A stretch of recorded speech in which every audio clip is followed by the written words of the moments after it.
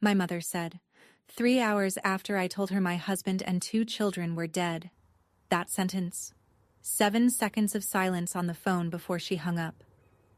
I stood in the hospital hallway, still wearing the scrubs I'd clocked in with that morning, and the world just stopped.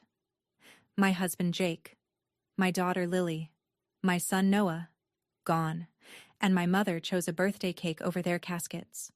But that phone call didn't break me, it freed me. Because 6 months later, one newspaper headline about what I did with the $5 million Jake secretly left behind sent my entire family into a panic they never recovered from. What my family doesn't know yet is that their absence at that funeral didn't just lose them a daughter, it lost them everything. Before I go on, please take a moment to like and subscribe, but only if you genuinely connect with this story. Drop a comment and let me know where you're watching from and what time it is there. I always love knowing who's listening. My name is Bianca Myers. I'm 34 years old, and I'm an ER nurse in Hartford, Connecticut. Now, let me take you back to a November evening, the night I lost everything and found out exactly who my family really was. Before that night, my life was small and good. Not flashy, not Instagram-worthy, just good. Jake and I lived in a 3-bedroom colonial off Route 4 in Farmington, about 20 minutes outside Hartford. He was a software engineer at a mid-sized tech firm in Glastonbury. I worked the night shift at Mercy General. We'd bought the house 2 years earlier with a modest down payment and a lot of optimism. Lily was 6. She had Jake's brown eyes and my stubbornness. Noah was 4. He carried a stuffed bear named Captain everywhere. The grocery store, the bathtub, church on Sundays. We met because Jake sliced his hand open helping a coworker move a desk. He walked into my ER at 2 a.m, bleeding through a dish towel, and asked me if the stitches would leave a cool scar. I told him no. He asked for my number anyway. That was Jake. Steady. Warm.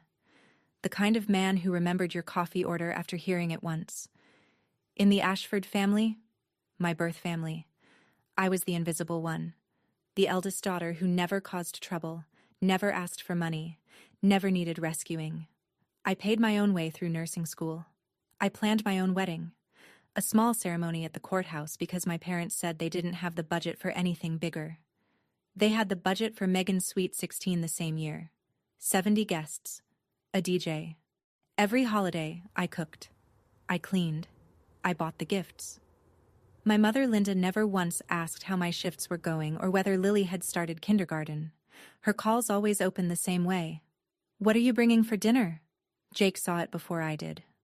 One Thanksgiving, loading the car after I'd spent 9 hours in my mother's kitchen, he turned to me and said, "Your family treats you like the help, Bianca." I said what I always said. They're just like that. It's fine. It wasn't fine, but I didn't know that yet. And Jake, quiet, steady Jake, had already started planning for the day I'd finally figure it out. November 14th, a Tuesday. I was halfway through my shift when the charge nurse touched my shoulder. "Bianca, break room. Now." I knew that voice. I'd used it myself.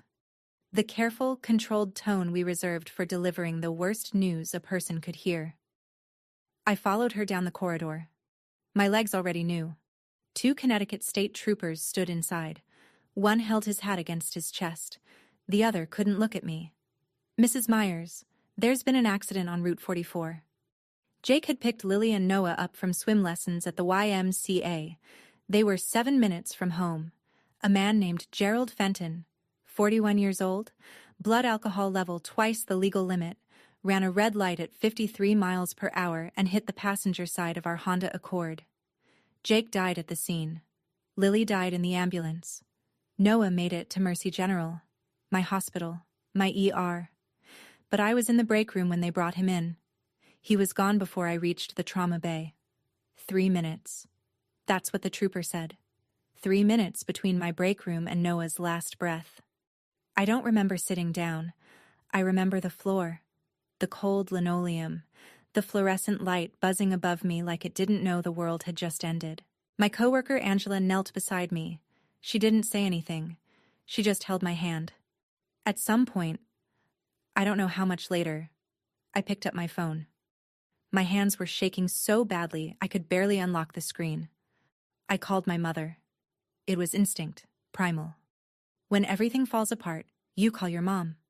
The phone rang 4 times. I heard music in the background. Laughter. Megan's voice singing off key. Then my mother picked up. Hello? Bianca? Make it quick. We're about to cut the cake. Mom. My voice cracked on the word. Jake is dead. Lily and Noah are dead. I need you. Silence. 3 seconds. 5. I could hear the party behind her. Someone clinking a glass. A child laughing. Then my mother's voice dropped low, the way it always did when she didn't want guests to overhear something unpleasant. Bianca, I hear you. That's terrible. But today is Megan's birthday. We have 30 people here. We can't just leave. I pressed the phone harder against my ear, sure I'd misheard. Mom, my husband, my children, they're gone. I know, honey. But what do you want me to do right now? Megan will be devastated if we leave her party. Call your friend. The one from the hospital. She'll help you. I'll call you tomorrow, okay? She hung up.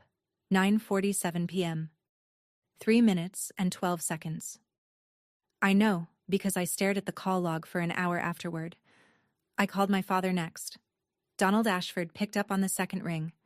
I could hear him stepping outside. The creak of the screen door. Wind against the receiver. Dad, did Mom tell you? A pause. Then, yeah, kiddo. She mentioned it. We'll come see you next week. Hang in there. He hung up too. 1 call left. Megan. It went to voicemail. I left a message I don't remember recording.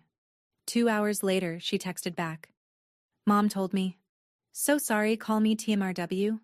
I sat on that hospital floor until my shift supervisor found me at midnight. 3 calls. 3 chances for my family to show up. 3 doors slammed shut. And that's the moment I understood something I'd spent 34 years pretending wasn't true. My family didn't forget me. They didn't get confused or overwhelmed. They looked at the worst night of my life, weighed it against a sheet cake and some balloons, and made their choice. The funeral was on a Saturday, November 18th. It rained. A cold, steady Connecticut rain that turned the cemetery grass into mud. Pastor Grace Bennett from Greenfield Community Church presided. She'd baptized both Lily and Noah. When I told her what happened, she drove to my house at 6 in the morning with coffee and a binder full of hymn options. She didn't ask about my family. She just said, "Tell me what they loved." Lily loved butterflies. Noah loved his bear captain. Jake loved Bruce Springsteen.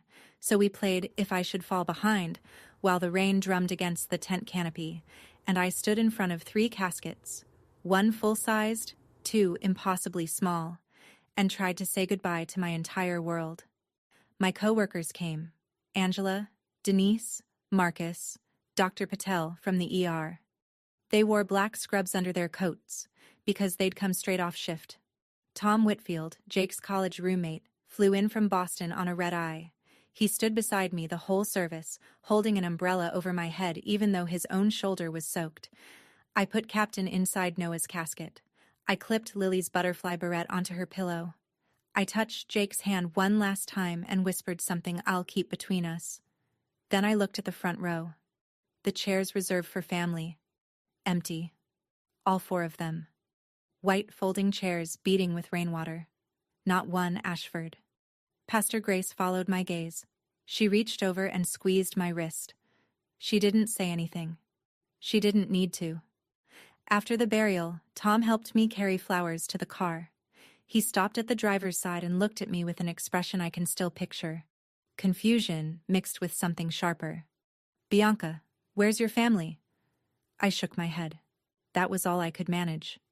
Tom stared at me for a long time, rain running down his face. He nodded once. He didn't ask again. But I could tell. He was filing it away. Somewhere behind those journalist eyes, a clock had started ticking. 1 week after the funeral, my mother called. I almost didn't pick up. But 34 years of conditioning is hard to override in 7 days. My thumb hit the green button before my brain caught up. Bianca, Thanksgiving is next Thursday. Are you bringing the casserole? Megan wants the green bean one. I held the phone away from my ear and stared at it, like the screen might rearrange itself into something that made sense.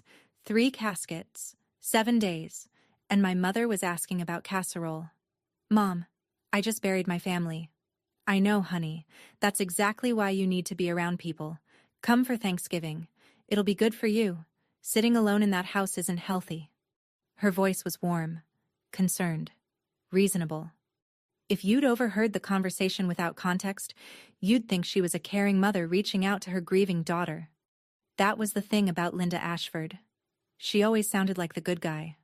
But I heard the machinery underneath. Come to Thanksgiving. Bring the casserole. Sit in the kitchen. Serve the family. Smile. Perform. And by dessert, the funeral would become an inconvenience that happened last month, filed away between Megan's dental bills and Dad's garage project. I can't do that, Mom. Don't be dramatic. We're your family. I hung up. No explanation, no argument. First time in my life. She called back 4 times. I let it ring. She left a voicemail. Bianca, this is ridiculous. You cannot just shut people out. Call me back. I stood in my kitchen, Jake's coffee mug still on the counter, Lily's drawing of a purple horse still on the fridge, Noah's booster seat still at the table. And I understood something with absolute clarity. If I went back to that Thanksgiving table, I would never leave it. I would spend the rest of my life serving people who couldn't be bothered to attend my children's funeral. That wasn't going to happen. Not anymore. I typed one message into the family group chat. No capitals, no exclamation points. Just, I need space. Please don't contact me. I'll reach out when I'm ready. Then I set the phone down and waited. Linda's response came in 90 seconds. This is unacceptable. You do not get to just disappear on this family. Donald, 2 minutes later. Your mother is very upset. Please call her. Megan, an hour later. Wow, okay. Guess I don't have a sister anymore. Cool. I blocked all 3 numbers. I muted the group chat. I sat on the edge of my bed in a house that still smelled like Jake's aftershave and let the silence settle around me like snow. The next morning, I called a therapist. Dr. Ellen Shaw had an office on Asylum Avenue, an unfortunate street name for a grief counselor, but she came highly recommended. Small room, 2 armchairs, a box of tissues on every surface. In our first session, she asked a question that knocked the wind out of me. When was the last time your family showed up for you?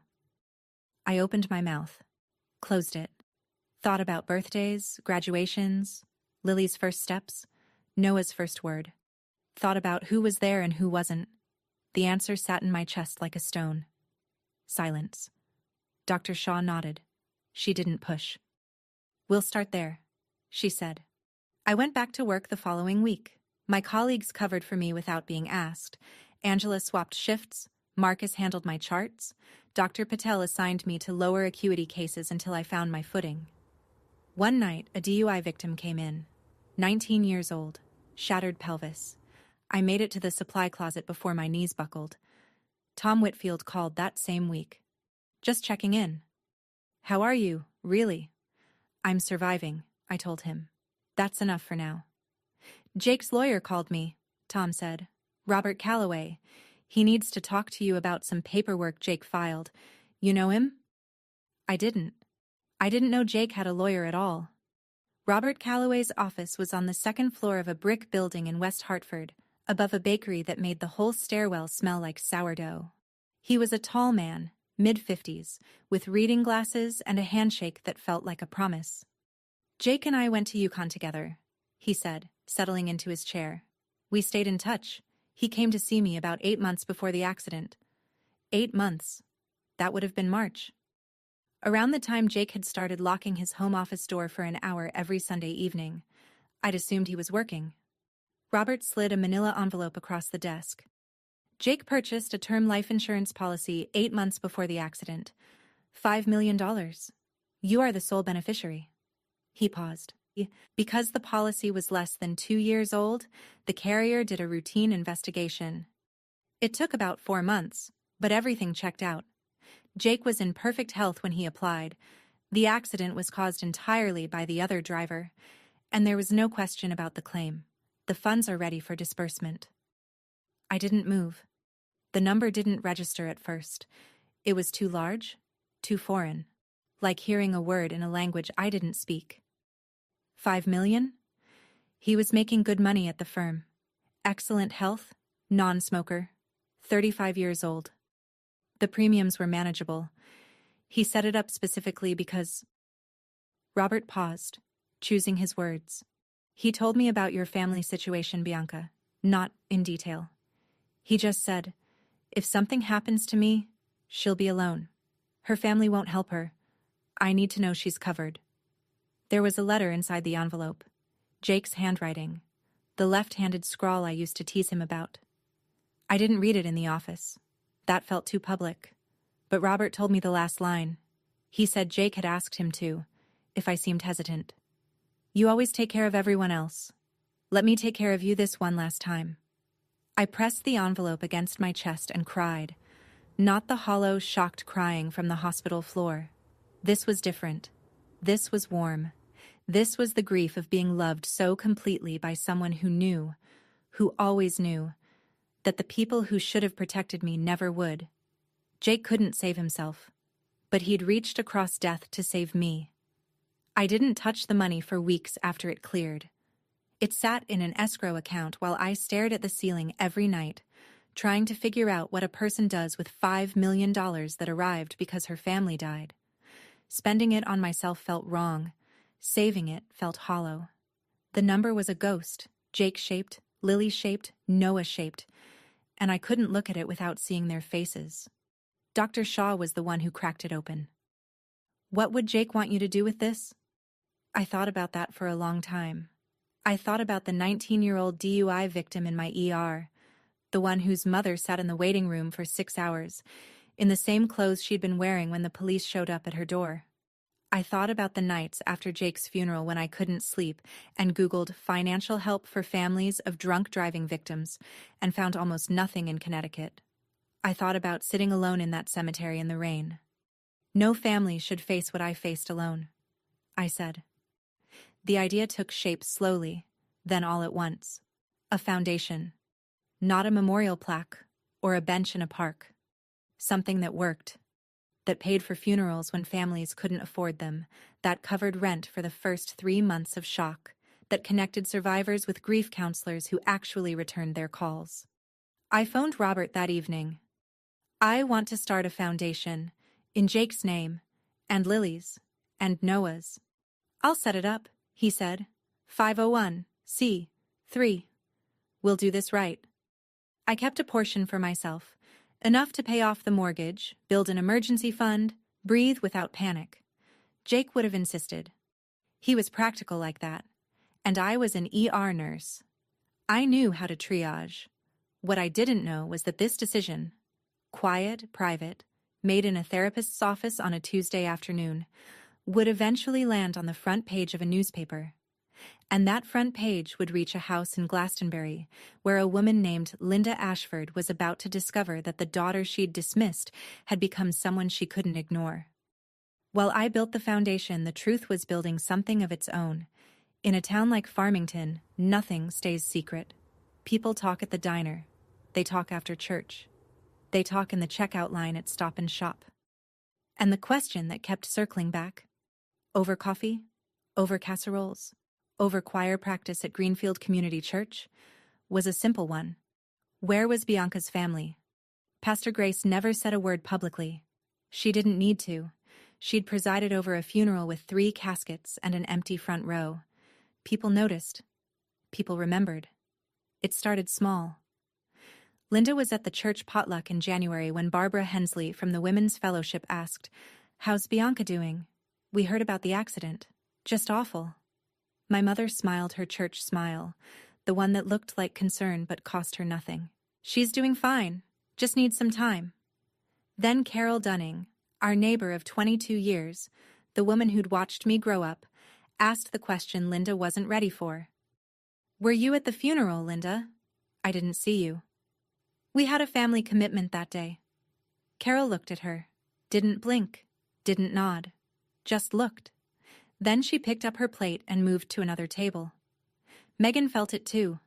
Her friends started asking about me. She gave them the script. My sister is being dramatic. She cut us off for no reason. It worked. Until someone asked the follow-up. Wait, you didn't go to the funeral? Megan had no good answer for that. My mother called my father into the kitchen one evening. I know this because Donald told me later, in a text message I wasn't expecting. Linda stood at the counter, arms crossed, jaw tight. We need to get Bianca back before this gets worse. People are talking. Not, we need to apologize. Not, we were wrong. Not, our grandchildren are dead and we didn't say goodbye. People are talking. That was what mattered. The image, the story, the performance. Linda Ashford had spent 61 years directing the family narrative, and for the first time, someone else was holding the pen. By March, 4 months after the accident, the foundation paperwork was nearly complete. Robert had filed the 501c3 application. I'd drafted a mission statement at my kitchen table at 2 a.m, still in scrubs, with Jake's letter propped against the salt shaker. I had a name, the Myers Family Foundation. I also had a purpose, and for the first time since November, I woke up in the morning with a reason to get out of bed that wasn't just obligation. Meanwhile, my mother was busy too. Linda had a network. Church friends, neighborhood acquaintances, a cousin in Glastonbury, who heard things from a paralegal, who knew a financial planner. Word traveled the way it always does in small-town Connecticut. Slowly, then everywhere, at once. Someone mentioned at a fellowship dinner that Bianca Myers had received a significant insurance payout. Someone else mentioned the word foundation. By the time the information reached Linda, it had been rounded up and polished into something irresistible. Jake left her money, Linda told my father. Insurance. A lot. How much? Donald asked. Enough that she's starting some kind of charity. I can picture my father in that moment, sitting in his recliner, beer on the armrest, staring at the muted television, doing the math, not the emotional math, the financial math. Maybe we should call her, he said. But Linda was smarter than a phone call. She knew I'd blocked them. So she went to Pastor Grace instead. Pastor, my daughter is grieving and she's pushing everyone away. We're worried about her. Could you help us bring the family together? Maybe a prayer meeting? Something gentle. Pastor Grace listened. She nodded slowly. She said, I'll think about it, Linda. But later that night, alone in her study, Grace Bennett sat with the memory of 3 caskets and 4 empty chairs, and she thought very carefully about what gentle meant to a woman like Linda Ashford. 2 weeks later, Tom Whitfield called. Bianca, I pitched a feature to my editor about DUI victim advocacy in Connecticut. I disclosed that Jake was a friend. She approved it on the condition that I focus on the systemic angle, not just your story. But your foundation is the centerpiece. DUI victim advocacy in Connecticut. What exists? What doesn't? Where the gaps are? Your foundation fits perfectly. Would you be open to an interview? I hesitated. Publicity wasn't something I'd ever sought. I was a night shift ER nurse. My idea of public speaking was reading triage notes to an attending at 3 a.m. But Tom wasn't asking me to perform. He was asking me to tell the truth. And the truth was the only thing I had left that still felt solid. Okay, I said. But I'm not doing this for attention. I know. That's why it matters. We met at a coffee shop near the hospital. Tom set up a recorder between our mugs and let me talk. I told him about Jake, the stitches, the scar question, the Sunday evenings behind a locked office door that turned out to be insurance research. I told him about Lily's butterflies and Noah's bear. I told him about the foundation and the 5 families we'd already identified for our first round of support. Then he asked the question, You organized the funeral alone? I stirred my coffee. Jake's friends were there, my coworkers, my pastor. Tom waited. He was good at silence. My birth family wasn't. He didn't press. He just wrote it down. Before he left, he asked if he could include that detail. I thought about it for exactly 1 breath. You can say what's true. I won't ask you to hide anything, but I won't add drama either. At the same time, and I only learned this later, Linda was on the phone with Megan. Her voice had the brittle urgency of a woman watching a story slip through her fingers. We need to talk to Bianca, before other people start telling our story for us. Megan snorted. What story? We didn't do anything wrong. Exactly, Linda said, and we need to make sure people know that. Tom told me the piece would take a few more weeks. He needed to interview other families and fact-check with Mad before the editors would run it. The Ashfords had no idea it was coming. Linda worked fast. Within a week, she had Pastor Grace cornered after Sunday service. Pastor, I've been praying about this. Could we do a small reconciliation meeting? Just family and a few close friends. Nothing formal. Just prayer and conversation. Pastor Grace agreed, reluctantly. But she set one condition. I will not pressure Bianca, Linda. This has to be her choice. Of course, my mother said. Of course. Then Linda went home and called every woman in her contact list. By Saturday, what was supposed to be a small family meeting had swelled to 20 people. The entire Women's Fellowship Board, 3 couples from the neighborhood, and Carol Dunning, who Linda specifically invited because Carol's earlier question at the potluck still burned. Linda wanted an audience. She wanted witnesses who would see her cry, see her reach out, and conclude that Bianca was the problem. The invitation reached me through a text from a number I didn't recognize. Linda had borrowed a friend's phone. Bianca, Pastor Grace is organizing a family prayer meeting this Sunday. Everyone in church wants to see you. Please come. For your children's memory. For your children's memory. She used their names like currency.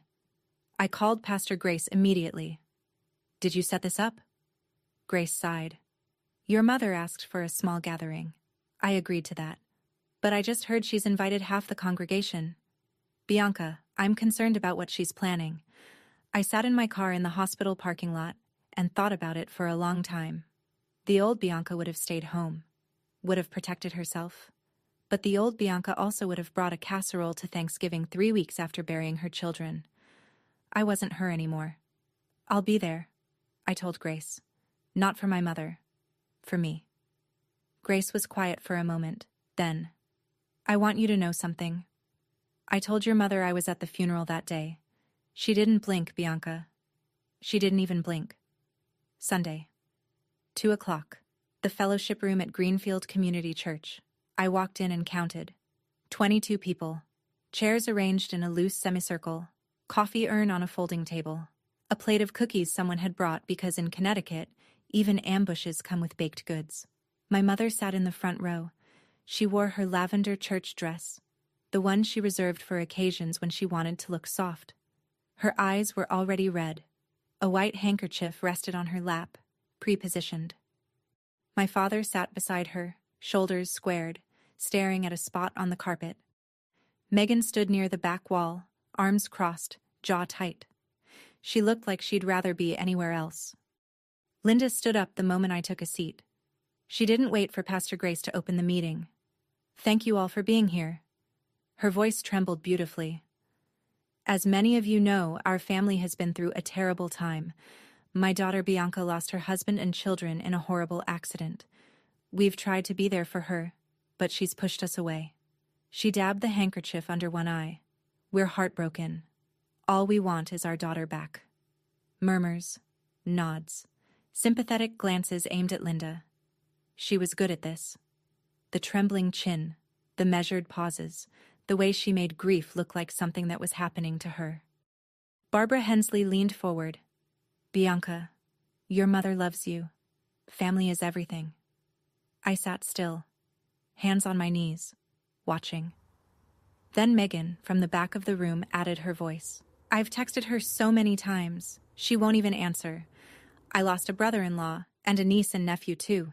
You know. 22 heads turned to me. 22 faces waiting for me to apologize, to cry, to fold. I stood up. The room went quiet. May I speak? I didn't raise my voice. I didn't need to. My husband and 2 children died on November 14th. I called my mother from the hospital that night. She told me she couldn't come because it was Megan's birthday party. The room was already still, but now it hardened. Like the air itself had turned to glass. She said, "We can't just leave. We'll visit next week." Linda opened her mouth. "That's not—" "I have the call log, Mom. 9:47 p.m., 3 minutes and 12 seconds. She closed her mouth. "My father told me to hang in there. My sister texted me a crying emoji and said, 'Call me tomorrow.' Nobody came to the hospital. Nobody came the next day. Nobody came to the funeral." I looked at Pastor Grace. She met my eyes and nodded once. Pastor Grace was there, she can confirm. Grace's voice was steady. The family seats were empty. Someone in the second row inhaled sharply. Carol Dunning put her hand over her mouth. Barbara Hensley set her coffee down and didn't pick it up again. Linda's composure cracked. Just a fracture, but visible. "We had commitments. We couldn't just—" "Your commitment was a birthday party." I kept my voice level. "My commitment was burying my 6-year-old daughter." Nobody spoke. The cookies sat untouched. The coffee urn hissed softly in the corner. "I didn't come here to argue," I said. "I came because you asked. Now you've heard both sides." I walked out. I didn't slam the door. I closed it the way you close a chapter. Quietly, completely. In the parking lot, footsteps behind me. Megan. Out of breath. "Bianca, wait. That's not fair. You're making us look terrible." I unlocked my car. "I didn't make you look like anything, Megan. I told them what happened." She stood in the gravel lot with her arms at her sides, and for the first time she had nothing to say. I pulled out of the lot, and in my rearview mirror I could see her still standing there, smaller than I'd ever seen her. 3 weeks after the church meeting, Tom's article finally went live. He'd spent the extra time interviewing other DUI families and MAD representatives, turning what started as my story into something bigger. The headline sat at the top of the Hartford Courant's Sunday Features section. "After losing her family to a drunk driver, Hartford nurse turns grief into a mission." Tom wrote about Jake, the engineer who quietly planned for the worst because he'd watched a coworker's family fall apart after a sudden death. He wrote about Lily, who wanted to be a marine biologist, and Noah, who introduced Captain the Bear to every new person he met.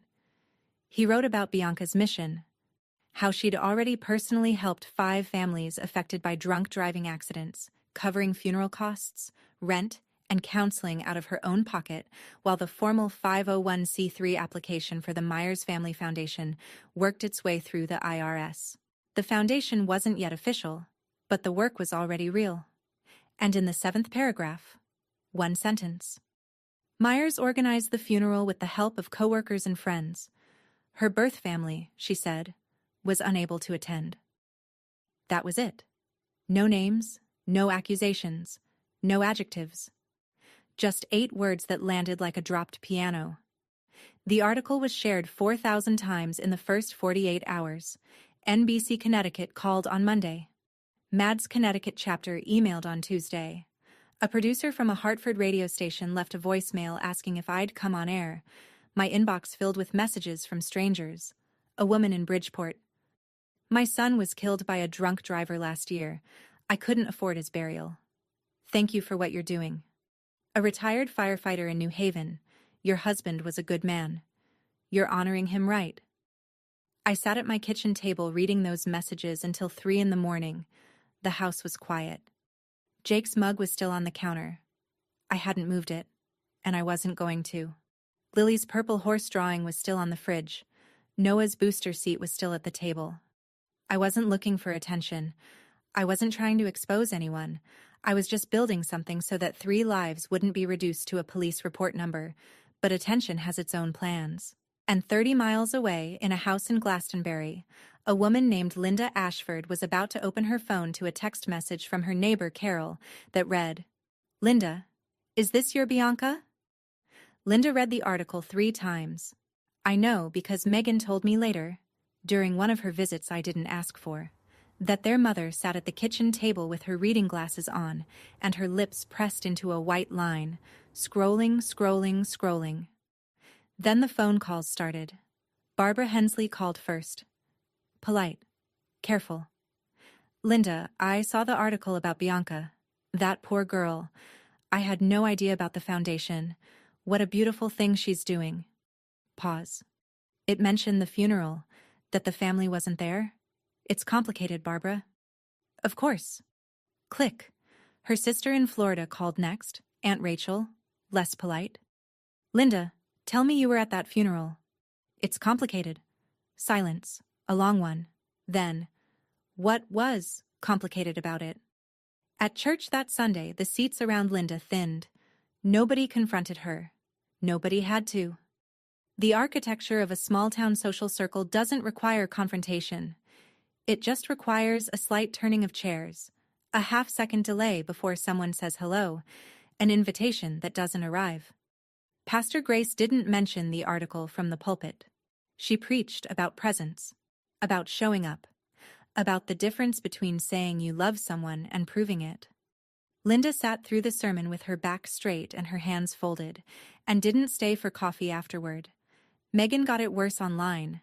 A mutual friend posted the article with a caption, "This is the kind of person the world needs." Someone commented, "Imagine choosing a birthday party over your niece and nephew's funeral." Megan's name wasn't in the article, but in a small town, it didn't need to be. She deactivated her Facebook by Wednesday. Donald retreated to the garage. He sat on a folding chair next to his workbench, drank Budweiser, and didn't talk to anyone. He didn't need the internet to know what he'd done.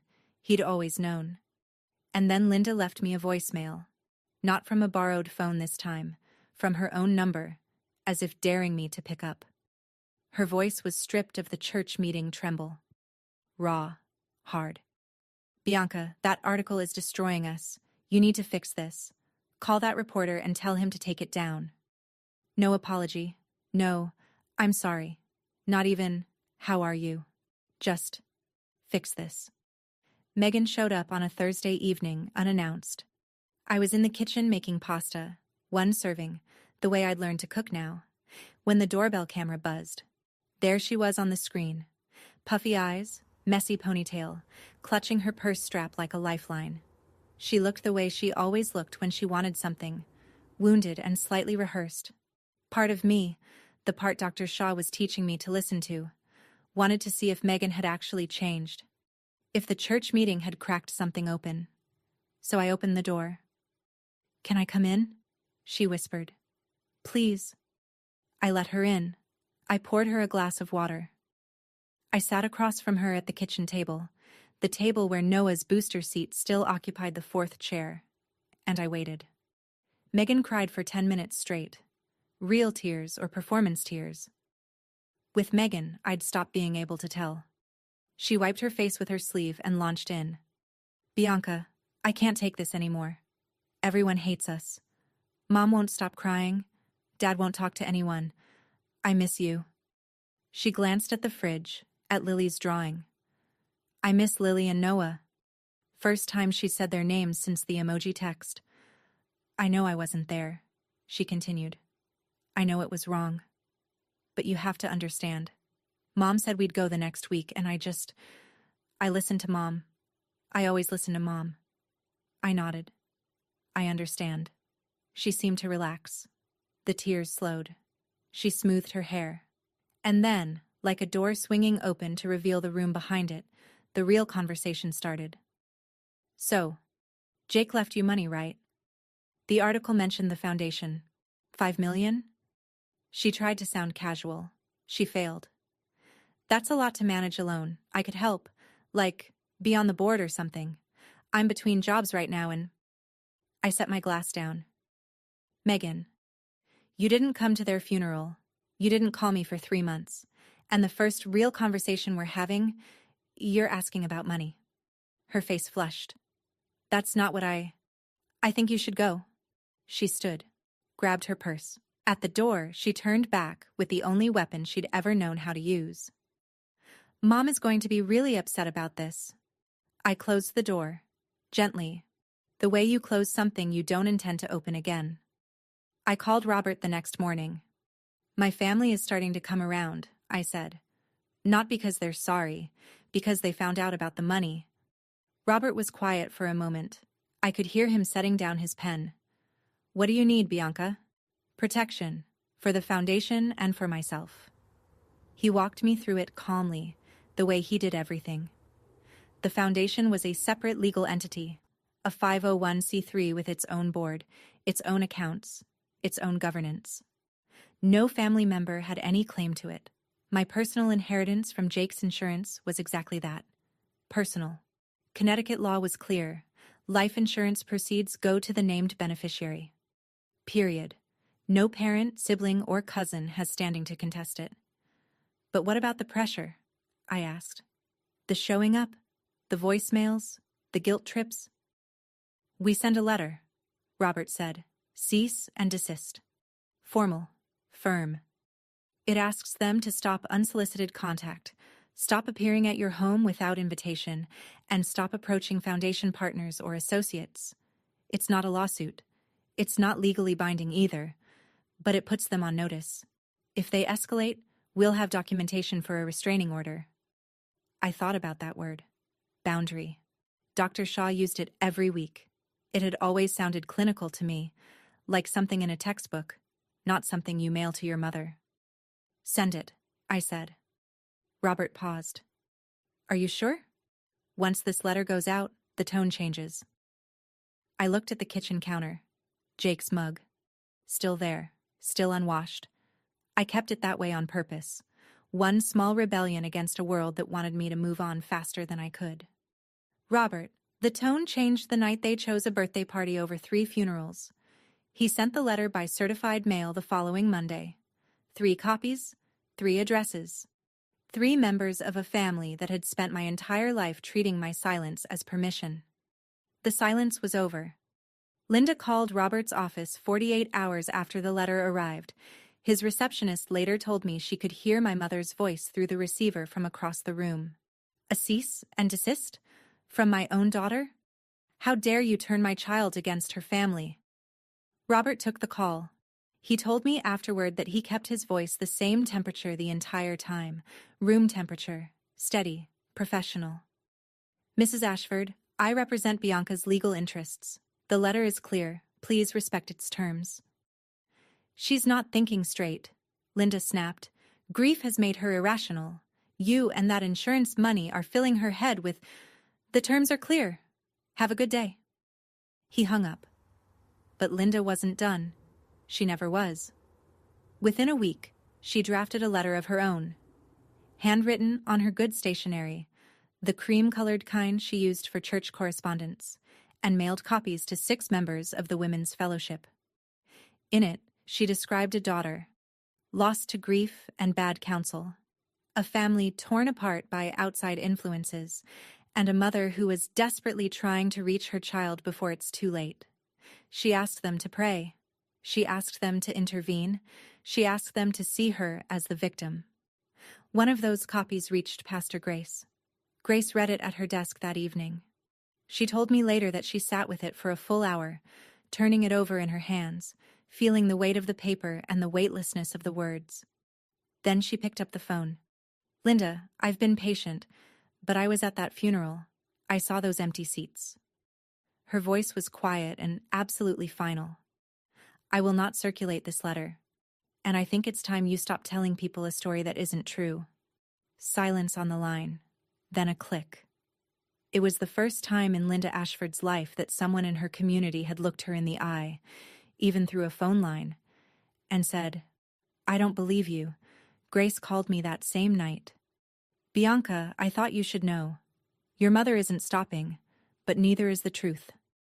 6 months after the article, just past the 1-year anniversary, the Myers Family Foundation, now officially a 501c3, with Mad Connecticut as its anchor partner, held its first fundraising gala. We booked the Pond House in Elizabeth Park, a bright, windowed venue that overlooked the Rose Gardens. Not flashy, not corporate, just a room full of light and people who cared. 150 guests. My ER colleagues filled 2 tables. The Mad Connecticut chapter sent their regional director. Tom Whitfield was there with a photographer from The Current. Families we'd helped sat in the front row, including Maria Santos from Bridgeport, whose son's funeral we'd paid for when she couldn't afford more than a pine box. Robert Calloway handled logistics. Pastor Grace gave the invocation. The coordinator I'd hired, a former social worker named Janet, ran the silent auction. Everything felt intentional, earned, real. When it was my turn to speak, I walked to the podium and looked out at 150 faces. The screen behind me glowed with 3 photographs. Jake in his Yukon sweatshirt, grinning. Lily on her first day of kindergarten, gap-toothed, holding a butterfly lunchbox. Noah at the beach, Captain the Bear Sandy and Soggy under one arm. I gripped the podium's edge, steadied myself. Then I spoke. My husband Jake believed in preparing for the worst, so the people he loved could have the best. He didn't know he'd be right. I paused. Swallowed. But because of him, 5 families this year didn't have to face their worst moments alone. 12 children still have a parent who can pay rent this month. 8 survivors are in counseling, and 3 funerals were held with dignity instead of debt. The room applauded. Maria Santos stood first, then the others. Tom's photographer captured the moment. Me at the podium, Jake's face on the screen, the audience rising. I didn't see them at first, but when the clapping faded and I stepped off the stage, I looked toward the back of the room, near the emergency exit half hidden behind a pillar. Linda and Megan, sitting in the last row, they hadn't been invited. Janet told me later they'd walked in during the dinner service when the check-in table was unmanned. She'd spotted them but didn't want to cause a scene mid-event. My mother stood near the coat rack in her Sunday lavender, the same dress from the church meeting. Her armor. She waited until the crowd around me thinned, until I was standing alone for a moment by the dessert table, holding a glass of water I hadn't sipped, and then she crossed the room. Bianca. Her voice was thick, practiced, eyes glistening under the event lighting. I'm so proud of you. 4 words I had waited 34 years to hear. And they arrived here, in front of a camera crew, surrounded by 150 witnesses, at an event she'd crashed. The timing told me everything the words didn't. Thank you for coming, I said. Polite, distant. The way you'd greet a colleague you barely knew. Linda flinched. Barely. Just a twitch at the corner of her mouth. But I saw it. Can we talk? She whispered. Somewhere private? There's nothing to discuss privately that wasn't already said publicly. I'm your mother, Bianca. I know. I held her gaze. That's what made it hurt. Megan appeared at Linda's elbow, breathless, as if she'd been gathering courage from across the room. Bianca, please. We're here. We showed up. I looked at my sister. She'd said those words like they should mean something, like physical presence erased everything. 6 months late, Megan. Before either of them could respond, Robert appeared at my side, calm, professional, perfectly timed. Bianca, the Maddie representative would like a moment with you before she leaves. I nodded. Excuse me, I said, to no one in particular, to both of them at once, and walked away. I didn't look back. But Janet told me later what happened. Linda stood in the center of that bright, crowded room, holding an untouched glass of sparkling water, and nobody spoke to her. Nobody approached. Nobody offered a chair. Megan tugged at her sleeve, and the 2 of them slipped out through the emergency exit. For the first time in her life, Linda Ashford walked into a room and discovered she was the least important person in it. The fallout came quietly. No explosions, no shouting matches. Just the slow, methodical rearrangement of a small town's loyalties. Within 2 weeks of the gala, Linda received a call from the Greenfield Community Church office. The Women's Fellowship was restructuring its leadership committee. Her position as co-chair, a role she'd held for 12 years, the crown jewel of her social identity, was being rotated to fresh voices. They thanked her for her years of service. They wished her well. The subtext was deafening. Linda stopped attending Sunday services after that. The first Sunday she missed, nobody called to check on her. The second Sunday, someone mentioned it at coffee hour, and Barbara Hensley said, "She probably needs time." Nobody argued. Nobody disagreed. Nobody reached for the phone. The neighborhood shifted too. Carol Dunning organized the annual block party in June, a task Linda had claimed for 9 years running. The invitation list went out. The Ashford household wasn't on it. Megan lost her circle piece by piece. Old friends stopped texting back. A group chat she'd been in since high school went quiet whenever she posted. She started seeing a therapist in April. Whether out of genuine remorse or social survival, I honestly don't know. Maybe both. People are complicated, even the ones who hurt you. Then, on a Tuesday evening, my phone buzzed with a text from an unsaved number. I almost deleted it, but something made me read. I should have said something that night. I know that now. I'm sorry, kiddo. Not because of the article, because I was wrong. Dad. I read it twice, 3 times.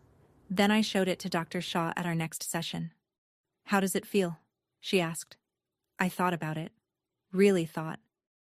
Like a door I don't need to open yet, but maybe someday. I saved the message. I didn't reply. Not yet. 1 year. November 14th again. A Tuesday. Just like the first one. Same gray Connecticut sky. Same damp chill that works its way under your collar and stays there. I drove to the cemetery before work. The graves were neat. I paid for maintenance, and I visited on the 1st and 15th of every month. But this day was different. This was the anniversary. The one everyone warns you about. I brought fresh flowers. Sunflowers for Jake, because he said roses were boring. A small bouquet of daisies shaped like butterflies for Lily. The florist had started making them special for me. And for Noah, a new captain. The original was buried with him, but I kept a rotation going. It felt right. It felt like something he'd understand. I sat on the grass between the 3 stones and talked to them the way I always did. Out loud, no self-consciousness, the way I used to talk to Jake while he was cooking and I was folding laundry in the next room. I told them about the foundation, about Maria Santos, whose son now had a headstone instead of a number, about the family in New London whose landlord had been about to evict them a week after their daughter's accident, about the grief counselor we'd hired full-time in January. I told Jake about his letter, how I kept it in my nightstand and read the last line whenever the house got too quiet, how I'd finally understood what he'd been doing those Sunday evenings, not hiding from me, but building a wall between me and the worst-case scenario. "You always said I'd take care of everyone but myself," I whispered. "I'm trying, Jake. I'm really trying." The wind picked up. The sunflowers bent sideways. Somewhere behind me, a cardinal landed on a branch and stayed there, watching me with one black eye, still as a heartbeat. I was different now. Not healed. I don't think that word applies. But different. Steadier. I said no when I meant no. I didn't apologize for taking up space. I didn't cook for people who hadn't earned a seat at my table. Dr. Shaw told me once, "You're not who you were a year ago." I said, "No. I'm who I should have been all along." If you're listening right now and you recognize your family in this story, the dismissiveness, the guilt trips, the way they make you feel like your pain is an inconvenience, I want you to hear something. You're not crazy. You're not dramatic. You're not ungrateful. Setting boundaries with family is the hardest thing I've ever done. Harder than 12-hour ER shifts. Harder than reading Jake's letter for the first time. Harder, even, than standing in front of those 3 caskets in the rain. Because with grief, at least the world understands. People bring you flowers. They lower their voices. They give you space.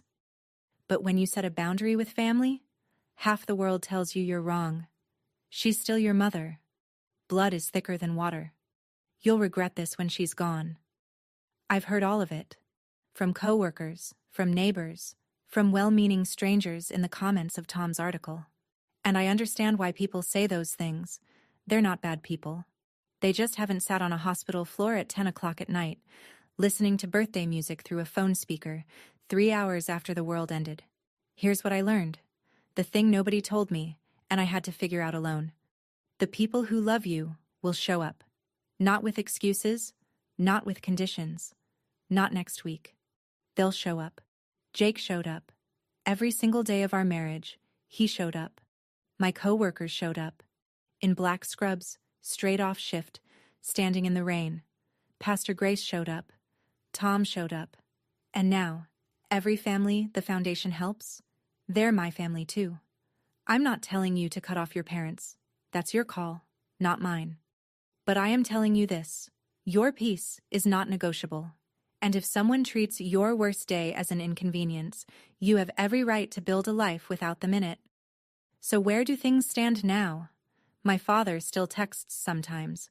Short messages, never demanding. Thinking of you. Once. Saw a butterfly at the hardware store. Thought of Lily. I read everyone. I haven't replied yet. But I haven't blocked him either. That feels like enough for now. Linda is still Linda. Last month she recruited a family friend to call me. A woman named Diane who I haven't spoken to since high school. 10 minutes into the conversation, Diane casually mentioned, "Your mother isn't doing well. Her blood pressure, her nerves. Same playbook, same script." I recognized it the way you recognize a song you've heard 1,000 times. I wished Diane well and hung up. Megan sent a letter. Handwritten, on notebook paper. Not Linda's cream-colored stationery. Long. Messy. Ink smudges where she'd crossed things out and started over. "I'm in therapy now," she wrote. "I'm starting to see things I didn't want to see. I'm not asking for anything.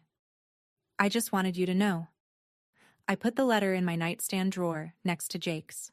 I haven't answered it. Maybe I will. Maybe I won't. Forgiveness isn't a door I've closed. But it's not one I'll walk through just because someone knocks. The foundation is growing. In its second year, we've helped 15 families. MAD Connecticut is a full partner. I was asked to testify at the state capitol about DUI sentencing reform. I said yes. I still work the night shift at Mercy General. Still wear the scrubs. Still clock in at 7 and clock out at 7. The money didn't change what I do. It changed what I'm able to build around it. And every night before I sleep, I whisper the same thing into the quiet of an empty house that isn't really empty at all. Good night, Jake. Good night, Lily. Good night, Noah. I carried your love today. I'll carry it again tomorrow. Last week, a 4-year-old girl came into my ER. She'd fallen off a swing and fractured her wrist. Not serious. Routine. But she was clutching a stuffed rabbit, and she was crying the way Noah used to cry. That high, breathless wail that isn't about the pain. Not really. It's about being scared. About wanting someone to say, "You're okay. I'm here." I held her good hand while Dr. Patel set the splint. I told her she was brave. I told her the rabbit was brave too.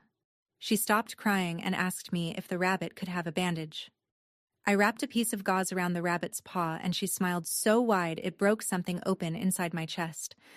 I made it to the supply closet. 30 seconds. That's all I needed.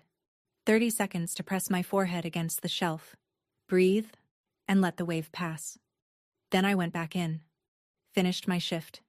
Drove home. Grief doesn't end. It just changes shape. Some days it's a wave that knocks you sideways. Some days it's a whisper. But it's always there, always present, and that's okay. Because it means I loved them, and love doesn't expire. Jake left me $5 million, but the real inheritance was the lesson, the one I'm still learning, every day, every shift, every time I visit those 3 graves with fresh flowers and a new captain for Noah. Show up, not next week, not when it's convenient, not when the party's over. Now. If you're someone's person, be there. And if you can't be there, at least don't pretend you were. My name is Bianca Myers. I'm an ER nurse, a widow, a mother of angels, and the founder of the Myers Family Foundation. I'm still standing. Not because my family held me up, but because I finally learned to hold myself. And that's my story. Thank you for staying until the end. Now I want to hear yours. Drop a comment below. Have you ever had to set a boundary with someone you love? What happened? If Bianca's journey gave you even a little strength today, hit that subscribe button.